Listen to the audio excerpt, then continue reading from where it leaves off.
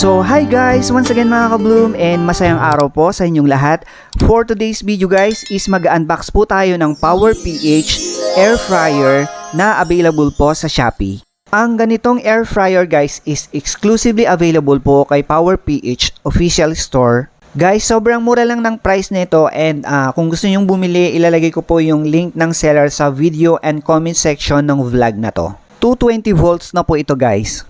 So ito na siya guys, no? Ito yung looks niya pagka gumagana na po yung air fryer. Meron po siyang glass window na maliit doon na pwede mong matignan yung inyong niluluto sa loob ng air fryer na hindi nyo na kailangan tanggalin yung frying pan ng inyong air fryer para makita lang ang inyong niluluto po. Sobrang dali lang gamitin ito guys at hindi na tayo mahirapan pa dahil may suggested temperature at oras sa bawat recipe na lulutuin po natin dito. So ito guys yung sinasabi ko po kahit hindi nyo nabasahin yung user's guide manual. Guys, gusto ko lang sabihin na sobrang ganda po talaga nitong air fryer na to. Sobra. Nakaka-starstruck guys. Yung kulay niya napaka-elegante kasi para siyang pearl white. Sobrang ganda. Sobrang linis tignan. Idagdag mo pa itong magandang kulay ng kanyang control ng temperature at saka yung timer. Para siyang gold guys pero more on rose gold po siya na sobrang kintab guys. At tumerno pa po sa kulay ng hawakan ng frying pan. Tingnan nyo po guys, sobrang ganda. Eto guys yung sinasabi ko. And kumikintab po yung kulay niya pagka nadaanan po ng ilaw. Sa likod pala nito guys, no, meron po siyang parang exhaust fan para pagka nag-ooperate po siya, dito lumalabas yung mainit po na galing sa loob ng air fryer. So yun guys, kagaya po ng mga una nating video about unboxing about appliances, nagtatry po tayong magluto. So ngayon, magluluto tayo dito sa Power PH Air Fryer ng hita at drumstick ng manok. Ipapakita po natin kung gaano ka-effective magluto at gaano katibay itong air fryer na to.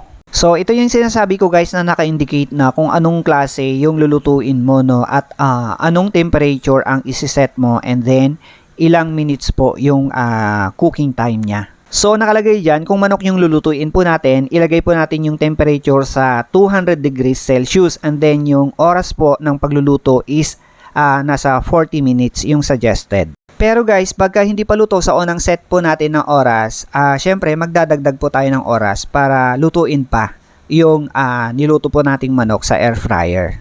So nag-preheat po tayo sa ating air fryer ng walang laman ng at least 5 minutes po. So, gagamit po tayo guys ng air fryer paper liner. Available din po ito sa Shopee guys. Isunod na natin ilagay sa ibabaw yung kanyang grill tray. Itong grill tray guys is makakatulong para mag-circulate ng 360 degrees yung init po sa loob ng air fryer. Next is ilagay na natin yung hita at drumstick ng manok. So, ito guys, lutuin na natin sa air fryer. So yun guys, important reminders lang po pag nagluluto na po tayo sa ating air fryer. Dapat hindi nakadikit sa pader yung likod para may proper ventilation po yung exhaust ng ating air fryer pagka nagluluto na po tayo. Ito guys, i-power on na natin yung ating air fryer and nakaset na po sa 200 degrees centigrade yung kanyang temperature. Ang pinaka-on nito guys is yung kanyang timer. Pagka pinihit na po natin sa oras, kung anong desired na oras po natin, automatic mag-on na po yung ating air fryer. So since hindi naman buong manok yung lulutuin po natin, inilagay lang po natin sa 30 minutes na oras yung ating pagluluto. I-check po natin sa 30 minutes kung luto na po siya. So ito na siya pagka naka-on guys and then nakikita rin po natin yung manok na niluluto po natin sa loob. Dahil po dito sa glass window na design niya. Sobrang ganda no guys, no? Napaka-elegant and napaka-convenient po gamitin. Very important reminders again guys na bawal pong buksan yung kanyang frying pan pag nagluluto pa siya at hindi pa tapos yung kanyang timer. So ito guys yung sinasabi kong exhaust ng ating air fryer. May lumalabas po dyan na mainit na hangin. Guys, sobrang tibay ng power cord nito. Hindi ko man lang maramdaman na may mainit po habang nagluluto po siya. So kahit hawakan po natin yan, malamig po yung kanyang power cord.